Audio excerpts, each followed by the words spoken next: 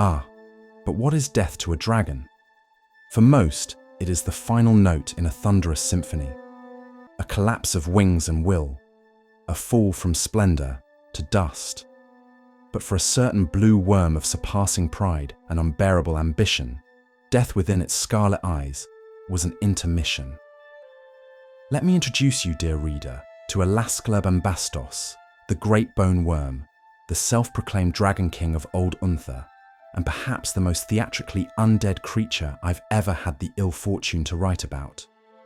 In life, Alasclabambastos was already a force beyond comprehension, a tribute to death for the townsfolk who lay within the surrounding region. Born long before most of your grandparents' ancestors were even ash, he was a paragon of his kind, vast, cunning, and crackling with wrath. His wings turned skies black, and his breath could scour a city from the face of Faerun faster than a noble's excuse at tax time within the streets of Waterdeep. But it was in death, or rather undeath, that his true legend was born. When his dragon cult in Unther collapsed in the year of Lathander's light, 1024 DR, many assumed the mighty blue had met his end. But no, he had skulked back withdrawn, and deep within the fire-scarred caverns of Dragonback Mountain, he slithered into a sleep. He sealed himself in silence, bones smouldering with foul magic, his soul lashed to a phylactery carved from rubies, jet, and pretension. And there he dreamed. He dreamed of thrones, of a kingdom ruled not by mortals, nor by men, but by dragons, ancient and terrible, bound by a promise to the undeath eternal. A draconic nobility, sweeping across Threskel and Chesenta like a second cataclysm, toppling kings, silencing gods, and paving the way for his reign as the Dragon King. In the year of lurking death, 1322 DR, lightning, thick and blue as vengeance, scoured the land, and the bone worm rose. For an entire summer, the region surrounding Threskel trembled beneath his skeletal wings. Villages vanished. Rivers again ran black with ash. The clouds themselves seemed to retreat and vanish when he passed overhead. And then, silence within the lands once more. When the Red Tyrant Chazar, his ancient rival, vanished during the time of troubles, Alasclabambastos moved quickly. He rebuilt the dragon cult with the precision of a jeweler fitting gems into a crown. Young chromatic dragons, wild with desire for power, were seduced by his promise of eternal dominion. A dragon of death, yes, but true to his promises, he gave them titles, fiefdoms, regions of Threskel and Chesenta to claim, if they could take them by fire, guile, or raw, unrelenting power. Enter Samaster, stage mage, a man of confusion and a deathly ego. Alas, the world of undeath is filled with egos, and not all bow easily. The arch-necromancer Samaster, whose return heralded the resurgence of the cult of the dragon, brought chaos to Alasclabambastos's carefully ordered plans. The bone worm, believing himself the rightful heir to the cult's leadership, attempted to assert control, but was outmaneuvered. Then came the Year of Rogue Dragons, 1373 DR, a catastrophe for dragonkind, and for our dear Dracolich, a personal disaster. The resurrected Chazar, more flame than flesh, swooped into Chesenta like a divine rebuke. The bone worm's vassals, many still wet-scaled and foolish, were annihilated in a frenzy of crimson fire and draconic fury. Gone were the fiefdoms, gone were the titles, and yet Alasclabambastos remained. Let it never be said that undeath breeds inflexibility.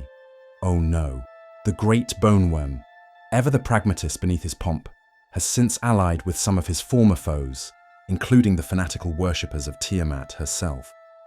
Together, they oppose the encroaching legions of Mulhorand, whose sun-drenched invasion threatens to undo the last strands of his crumbling empire. Yet the gravest threat was from the skies, a familiar presence, and one for which he wished had not returned. Chazar lives again. And now, two dragons, one living flame, the other walking death, circle each other across the bloodied tapestry of Chessentor and Threskel. One seeks to rebuild, the other to reclaim. Both are kings. Neither will yield to the other. So, dear reader, should you find yourself beneath the shadow of Dragonback Mountain and feel the crackle of lightning in bones that ought not feel anything at all, I advise this: don't run, don't scream. That only encourages him. Instead, bow, low, and respectfully. You may have the rare, terrible honor of witnessing Alasclerbambastos, the Dragon King of Old Unther, in all his ossified majesty, a creature for whom death was but an escalation. And should you survive the encounter, do drop me a note. I collect tales and survivors with equal enthusiasm, for new tomes are going for around 120 gold within the market wards of Waterdeep and Baldur's Gate. Written from Volothamp Geddarm, esteemed sage and raconteur of the realms, who once bowed to a Dracolich and lived to exaggerate the tale. The vilest dragons seek to escape the grip of death, employing ageless secrets and blasphemous magic to become horrors called Dracoliches. These deathless dragons bind their spirits to gems and magically animate their rotting corpses. Eventually becoming skeletal horrors, Dracoliches continue the centuries-spanning plots they pursued in life, seek revenge on those that brought them low, and strive toward vicious goals they couldn't indulge in life. Dracoliches combine the corrupt immortality of the undead with the legendary power of dragons. A Dracolich retains a breath weapon, but it is a chilling necrotic blast. These terrors gradually sicken the land near their lairs and attract sinister followers, usually other undead or cultists seeking to revel in their terrible might. Living dragons of all types loathe and seek to destroy Dracoliches, viewing them as distortions of draconic magic. The Dracolich, an undead creature resulting from the transformation, is usually from that of an evil dragon. The Archmage Samaster, founder of the Cult of the Dragon, discovered the process for creating these creatures. A Dracolich can be created from any evil dragon subspecies.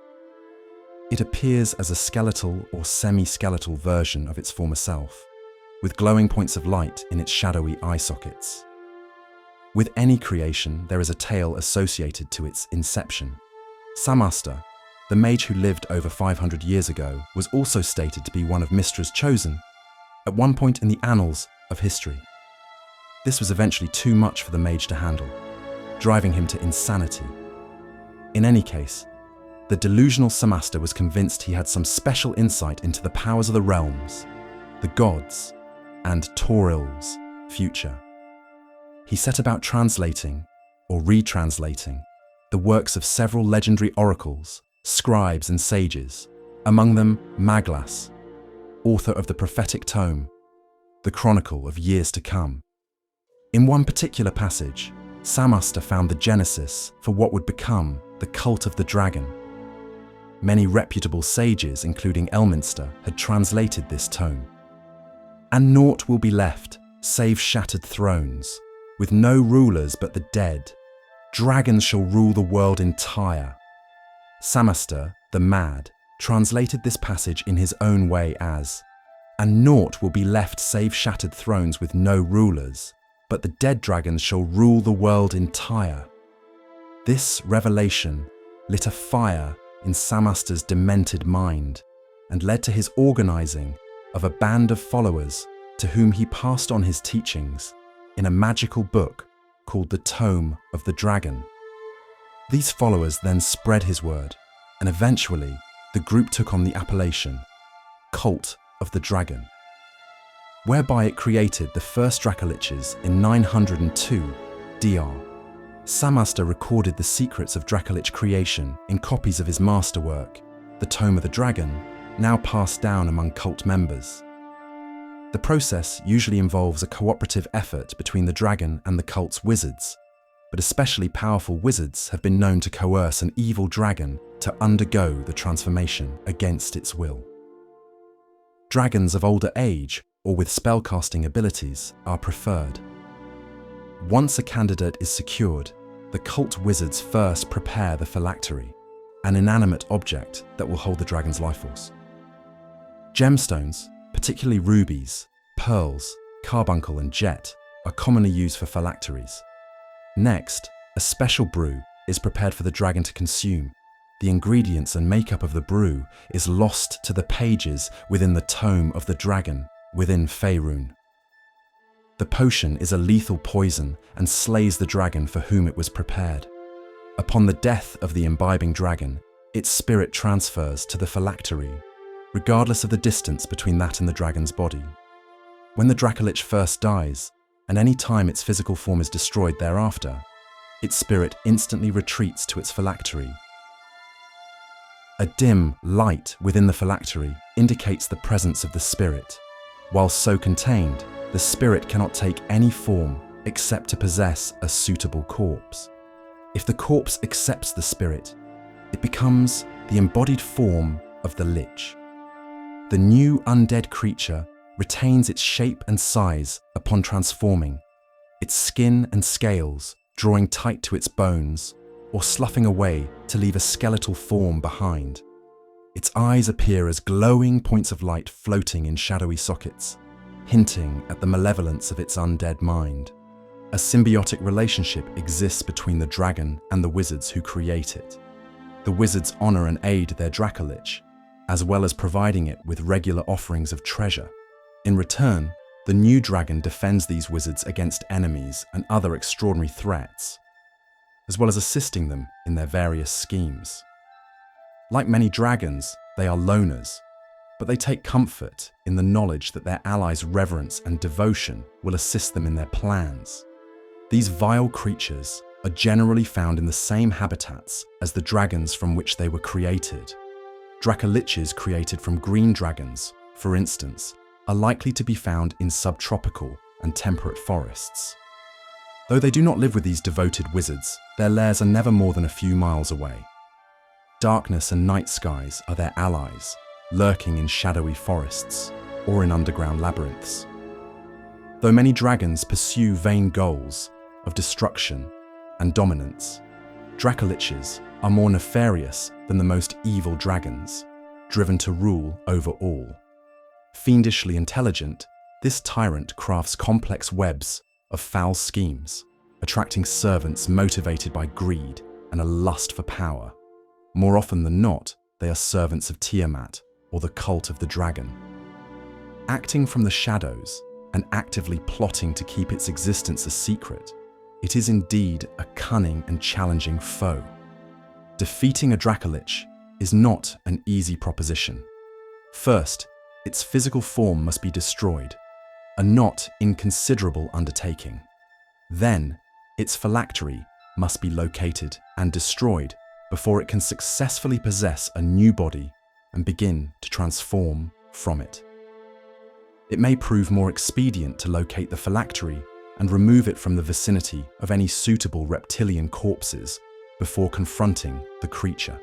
When it revolves around the hunger of these dragons, it is said by scribes that they must eat in order to refuel their power and potency of their breath weapons. Like dragons, they consume nearly anything, but prefer the food eaten by their original forms. For instance, if they were originally a red dragon, they may have a preference for fresh meat. If they are destroyed, their skeletal body crumbles into a foul-smelling powder within a few hours.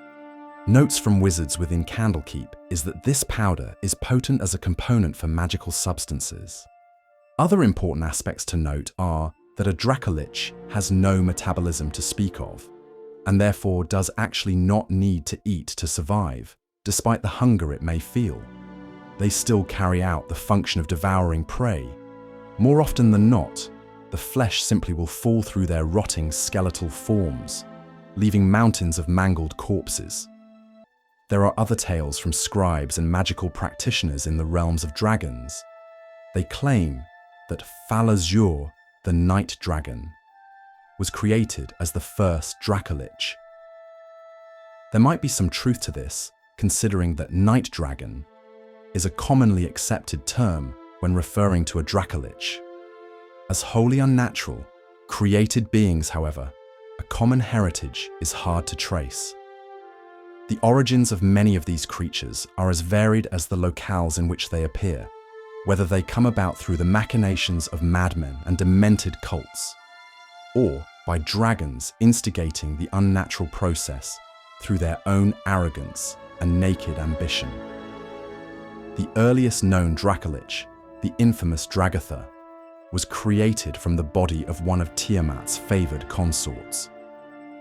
The god of Undeath, Kius, granted him unlife in exchange for his eternal servitude.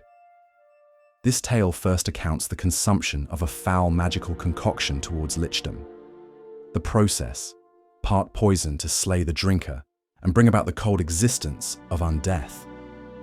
Called within this tale as the damnable libation, or in common tongue, the Dracolich brew. It was in the dust-choked silence of an abandoned crypt beneath Faerun, lit only by my trembling lantern and the baleful glow of glyphs long untouched, that I first laid eyes on the Tome of the Dragon. Naturally, I opened it. History, my dear reader, has no shortage of tyrants, fanatics, and egomaniacs. But few have rewritten the destinies of dragons quite like the mad Archmage Samaster. A name within the lands of Faerun, and beyond that hums with dark reverence in the hearts of necromancers and shudders with revulsion in the minds of the sane. The year was 902 DR, and the winds over the Vilhon Reach carried whispers of dread. In the shadowed city of Chondathan, soon to become Faerun, and not, I suspect, because its chamber pots had improved, Samaster gathered his like-minded dreamers, Algashun among them, and a dozen others whose robes billowed with ambition and whose prayers were soaked in ash. Amid the candlelit crypts and echoing towers, the dozen or so dreamers birthed an idea that would outlive every bone in their bodies. Ah, but what cult can rise without a miracle? And what miracle could match Shargraila, the first successful Dracolich? Mind you, oh no, dragons are notorious for biting off more than they can banish, but the first to survive the ritual. Where others failed in howls and shatters, Shargraila endured. His transformation was a glimpse of the eternal, a skeletal ascension. Samaster chronicled this unholy triumph in a tome whose pages were blacker than if all the stars in the midnight sky vanished, and whose ink smelled faintly of embalming fluid, the Tome of the Dragon. The dark gospel in leather bindings, with knowledge that twists minds as easily as it raises the dead. The tome contained the rites, the reagents, the invocations necessary to sever a dragon's soul from its flesh and bind it to a phylactery, thereby cheating death and inviting terror. And thus, a new era began. Even stranger still, copies of the tome found their way into other worlds. Adenthia, that far-off sphere of distant suns and alien skies, bore witness to the cult's reach. And there, it is said, Samaster returned. My dear reader, I wouldn't write of a metaphorical resurrection. Your trusted Volo writes of a true one. Return to give these otherworldly zealots the tools to craft Dracoliches of their own. Let us linger then on one passage Samaster is said to have spoken. Benevolence is the best mask for manipulation. Those who have power are sluggards and wastrels if they use it not, but are wisest if they learn many ways to achieve their ends. There is a time for the ravening assault and a time for deft misdirection. And then there are grimmer occasions when one lacks even the time to choose how to proceed. These are best kept rare. Chilling, isn't it? A philosopher of apocalypse, a tactician of extinction, Shargraila, Alaskalab and Bastos, the cult. It all flows from this source. A single mind, fractured and aflame, gazing into death and seeing only opportunity. So what do we make of it all? This parade of bones. The rational mind might recoil, the moral heart might despair. But I, dear reader, am a chronicler. And in my ink-stained opinion, There are few tales more vital to tell than the one where death bends the knee, where madness births miracles, where an idea, a terrible, brilliant, inevitable idea, claws its way from the grave and takes flight. And if, perchance, you ever come across a black-bound tome with scales too dry to be leather and words that shimmer like distant screams, do not read it aloud, not even in jest, not even with friends. For even in death, bones can shape the destiny or downfall of kingdoms.